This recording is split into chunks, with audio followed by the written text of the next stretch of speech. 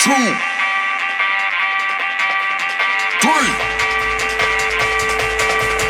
1, 2, 3. Let's go.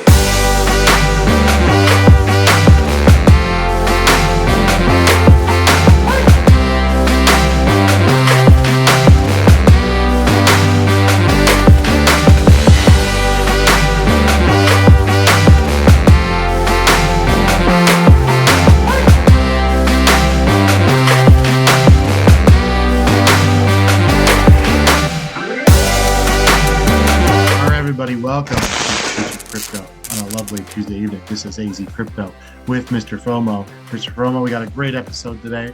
We're going to highlight HBAR. We're going to talk about more things with ALGO that we brought up. We're going to talk a little bit about Luna. I'm going to squeeze in a little bit of Luna. We're going to talk about some decent signs the last 48 hours on Bitcoin. Hopefully our predictions about BTC going up towards the end of April do come true. We're going to talk about HBAR, and this is a project that we once were in, just to be honest with the viewers, we're not currently in. And it has nothing to do with the lack of partnerships and the lack of utility. It's just that the tokenomics to this point have not been connected. But if you take a look at HBAR,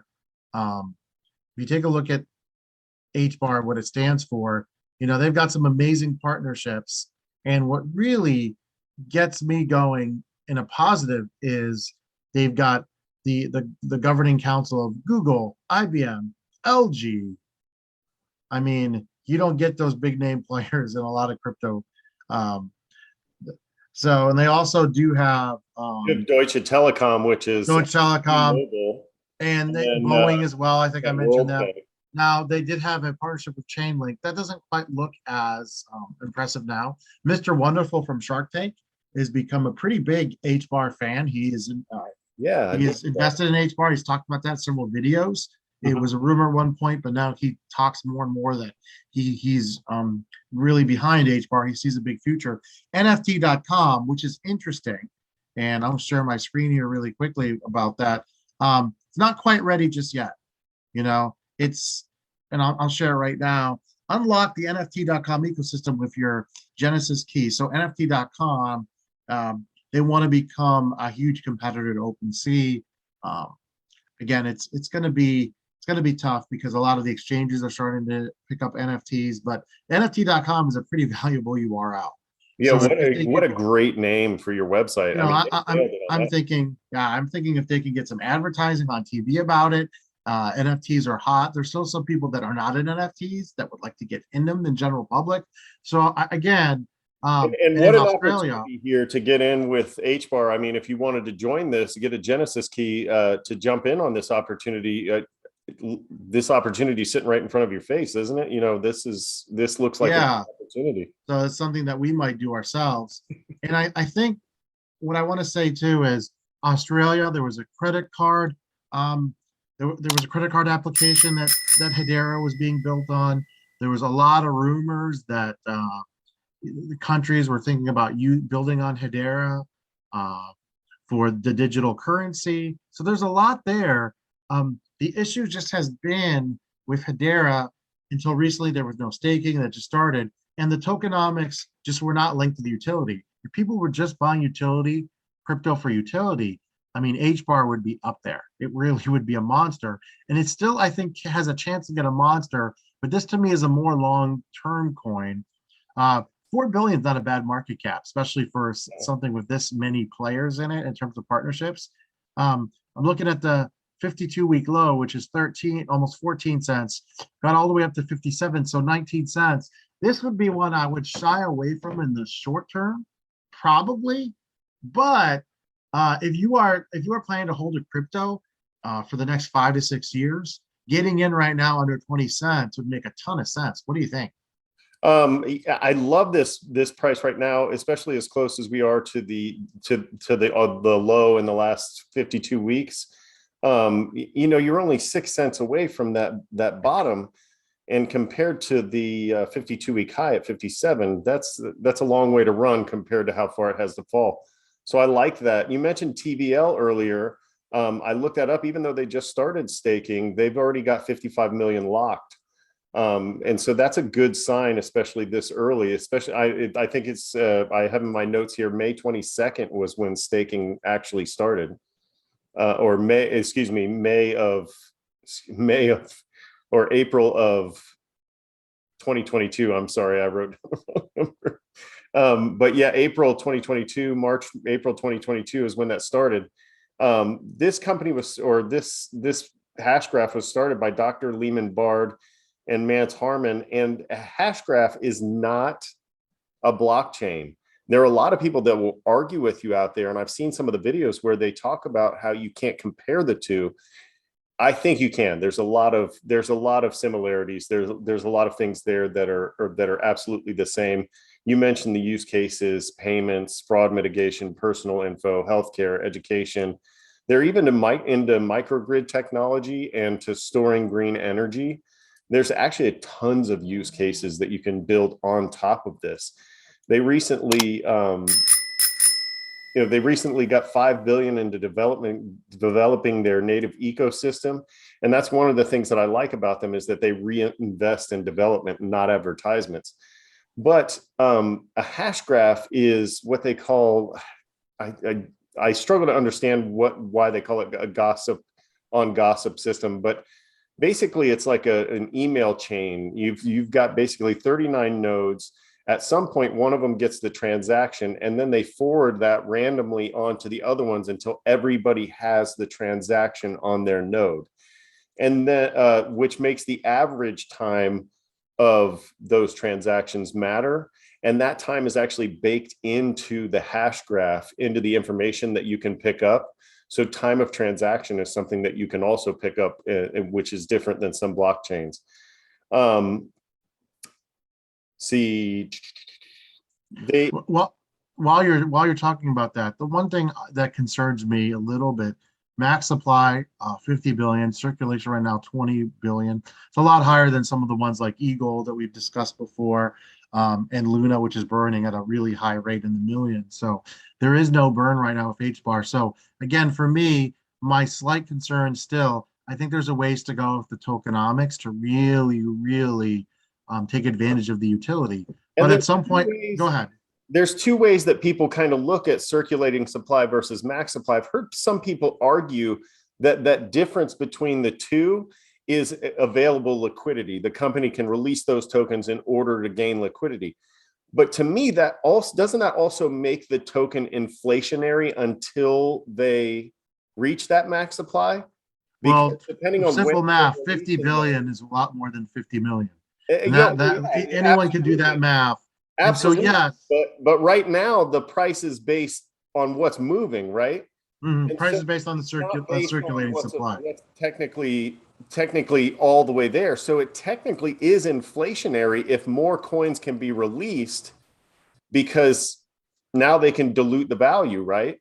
And so the tokenomics don't really favor it there either. It favors really liquidity for the company, but not the investor, especially in the short term. I think what you'll see eventually is they'll start tying the tokenomics and the supply to the utility at some point, maybe with the NFT.com. That would be, if that takes off, that would be huge. So a lot of it's built on sentiment. If there's good news about Hedera, that's one of the times it went up to 57 cents. And there's a ton building on there. So I think the potential is huge. And there's even stuff that they've talked about that they're not even allowed to talk about that they're doing. But to me, this is more of a 5 to 10 year coin. If you're going to, which in crypto, I know is a lifetime. So it's not that you're not going to make money if you buy it today and hold until 2024, but maybe not as much as some of the other coins. But I think eventually this thing will be well over $1, well over $2. It's just going to take some time. A lot of people thought that was going to happen, including me, during this run. It didn't. And so you kind of learn from that. The important, like we talked about, the importance of tokenomics. But again, at 19 cents, if you're gonna be in it long term, I think it's good. You always can get out when it gets to 30 and take your profits and come back in later when it gets back down and ride it up until 2020 if that's the way you want to go. So for me, long term, if I'm going to be in something for really, really long and I want to just be safe and make sure I get a great price, a buy. If I'm looking to sell something in the next couple of years, I would probably pass, not because it's a bad project, but I think there are other projects with better tokenomics. And just to kind of switch and go back positive, I feel like I was kind of negative on them, but this is a project that has no mining. It's carbon negative. So if you're looking for sustainable investments, That's why I said long term. yeah. So this is definitely something that long term you could see this working out. On top of that, it's very fast, very low fees to transact on this network. So there's a lot of positive there, and I don't, and along it, just not just on top of the partnerships, but there's tons more there that's going for this company. And like I said, it's completely different as far as the way that the hash graph works versus blockchain. Those are completely different setups. And so, I think you said once before, this may be a better system than a blockchain. We'll just have to take that wait and see. But this is a great hedge for you. If you're looking at the market and you're saying there's all these blockchains, I'm invested in all these blockchains, and this is the only hash graph, then, there's another reason for you maybe to have this in your portfolio long term. Yeah. I want to jump ship here and talk about our official coin, which is Luna, up 14% this week, got all the way down in the 75, and now we're kind of trying to hit 96 right now as we're speaking. So volume on Luna is 1.3 billion. We talked about this being a friendly bear market. Any coin that has 1.3 billion during a time where BTC is not going crazy, it's a great sign.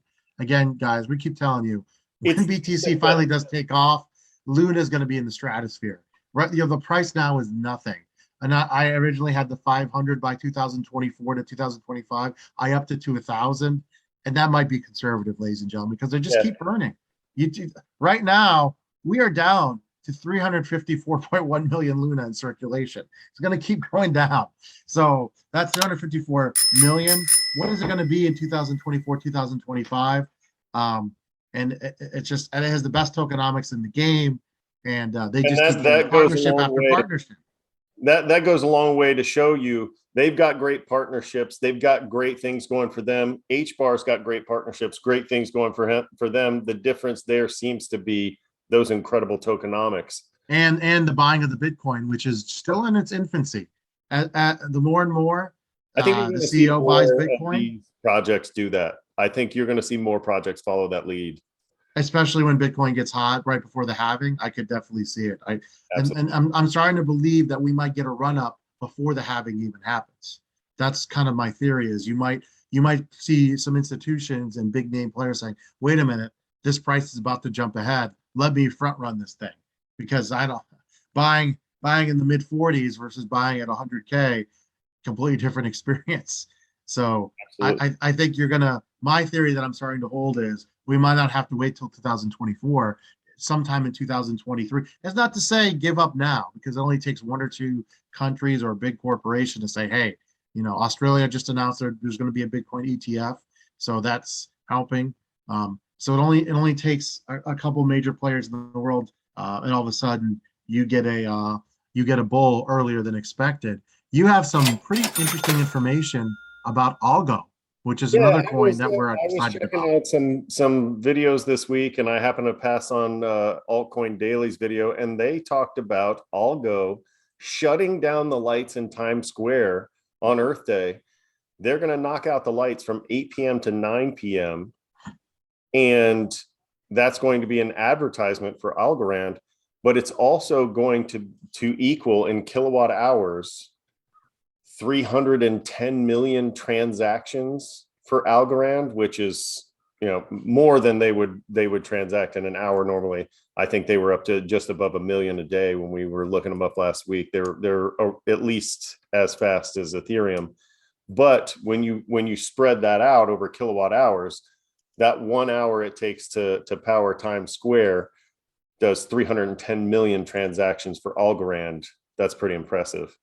And so I think that's going to bring some big news. You're already seeing it move a little bit. It's above the price that we saw it at last week when we were having the show, or at least it was when I looked earlier. It was about 75, 76 cents. So it might be one of those things where you can buy in, get a little bit of action in the short term, buy the rumor, sell the news kind of thing, or buy the news, sell the event kind of thing, and pick up a little bit of extra money. And we're going to end the show really quick to talk about BTC. Went down to 38.5 just a few days ago. Now we're up into the mid 41s. Good sign. Again, we're going to be honest with our audience. We don't see BTC going to 50 or 60K anytime soon. I hope it happens. But like I'm telling everyone, I still think we get another maybe taste of 48K. Maybe we hit 50, but I think we have some positive price action left for the rest of the month. May, I'm not as high on, but I think there's a chance to make some money over the next 11 days. Sometimes in crypto, 11 days can be like a lifetime in the regular market. So if you pick something up, and we will have some flips later in the week, we're going to try to give you definitely this week, watch the flip show, because there's going to be some money to be made for sure. Yeah, especially if we're getting a little bit of a reversal. We had that bounce off of those low prices. We fought back through all the resistance. I mean, you saw BTC drop below 39.6, blasted back through that. It's pushing 42 again. You saw ETH drop below 3,000. It blasted back through that. I mentioned on Twitter, I don't think Luna has any resistance or support points. It's just money going back and forth all the way up and down the chart. But that fell all the way Well, down. that 75 was a pretty good support. And that turned out to be huge support. But I hope nobody that's watching this channel was panicking when that fell. I FOMO'd in hard around $100 on Luna, and it fell to 75. And all I did was buy a little bit more Luna, because long term, you're gonna be happy with that purchase. It's just a project. Remember, our 1,000 is a conservative estimate, ladies and gentlemen. We're trying not to be moon boys here.